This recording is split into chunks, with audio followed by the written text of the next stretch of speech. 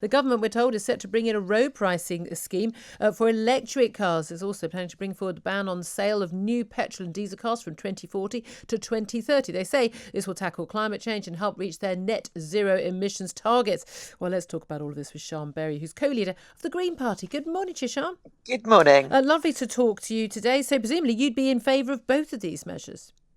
We absolutely do need to bring forward the ban on fossil fuel cars to meet our climate targets, but also we've got huge amounts of air pollution in cities. So yes, that has to happen. You say, but wait a second, can I clarify? A ban on fossil fuel cars? I mean, the government ban is a ban on the sale of new cars. You'd like to ban all of the cars themselves? No, I'm talking about the just ban clarifying on sales of new cars. But we do need strong measures to help people to shift away from the cars they already own. So we do need to keep funding things like scrappage schemes and incentives to get electric cars as well. We need to spend taxpayers' hard-earned money helping people buy new electric cars.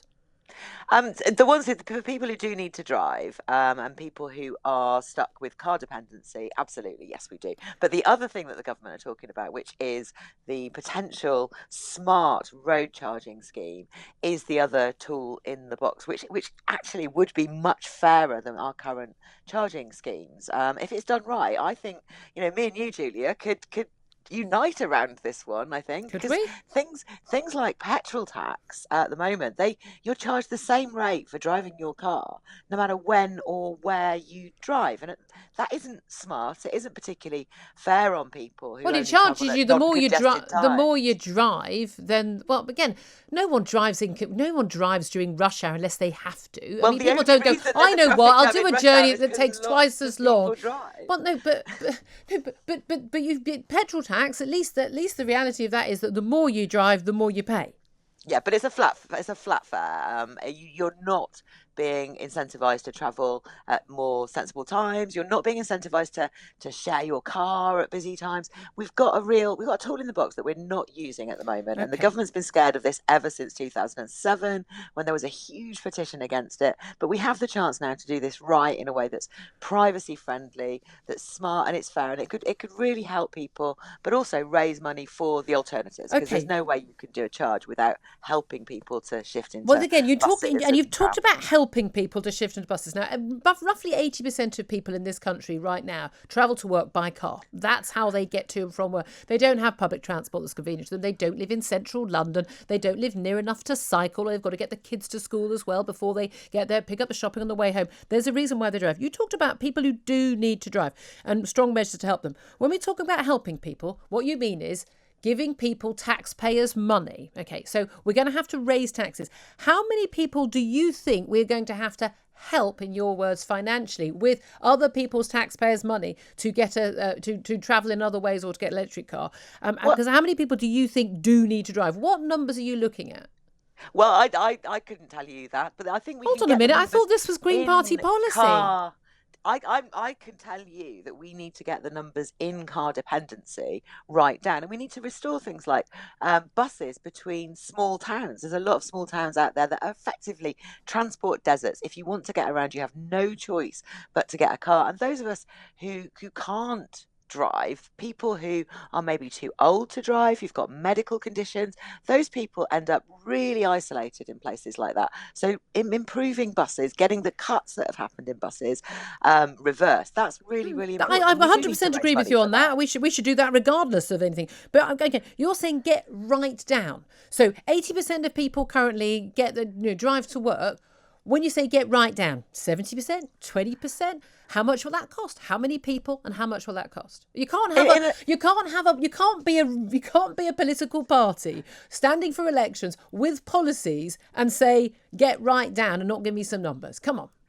I mean, I think we should be aiming for at least 80% of people travelling to their schools and their workplaces by sustainable modes, either public transport, walking or cycling. Okay. And some of that is about reducing the need to travel, making sure that shops and workplaces are within easy reach, but also making sure that every small town has got a great bus service into where the jobs are from everywhere that people live. That's not rocket science. It's a resource. But there is an argument where a lot of people will say you can put as many buses as you want. There could be one every 20 minutes from outside my home to my office.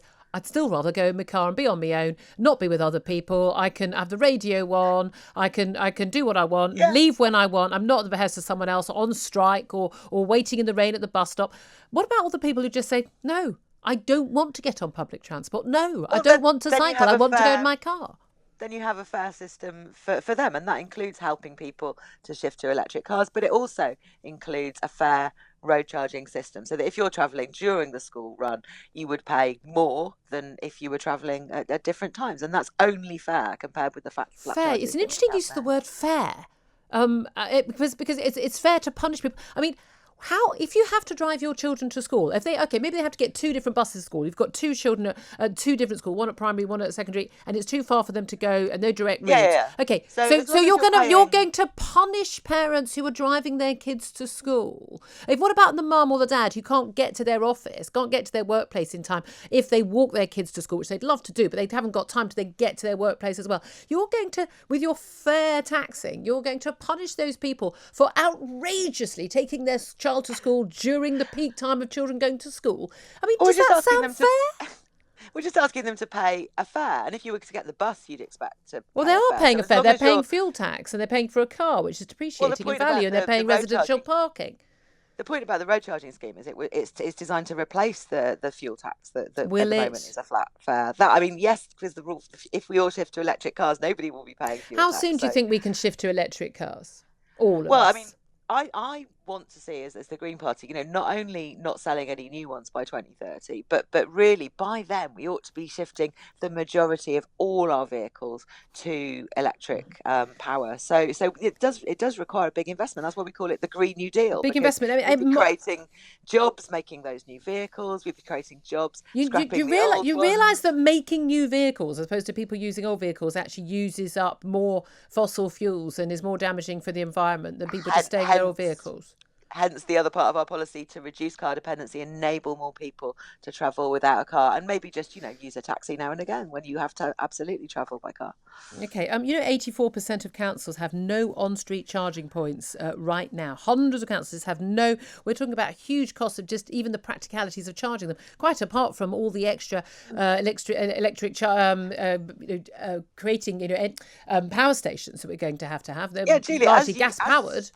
As you know, we are the Green Party. We are for investing huge amounts in a massive transformation of the country in order to create a sustainable future, so that our children and grandchildren can grow up in a place that's as nice as it is now and is not affected by climate chaos. I thought it was a terrible place it is now. I thought you guys keep telling us how terrible the world is now. Aren't we 10 years away from, I don't know, I can never work out, is the earth going to be on fire or drowning? I can never remember which one it is this week. We might have tipped into runaway climate chaos, which would be absolutely awful for everybody. Do you think this is a top priority for people who are worried about losing their jobs right now? I think the cost of car ownership is actually quite onerous on a lot of people. Many people tell us that they feel trapped in car ownership because they just don't have the alternatives. And providing those is part of this plan. Who are these people? I've never heard anyone say that. Well, we polled literally people, never heard anyone. We've polled people and found that about 20% of people feel that way. And I think that is something where people feel that the cost of insurance, the cost they don't want the cost of the car, but you're going to put the cost of owning a car up.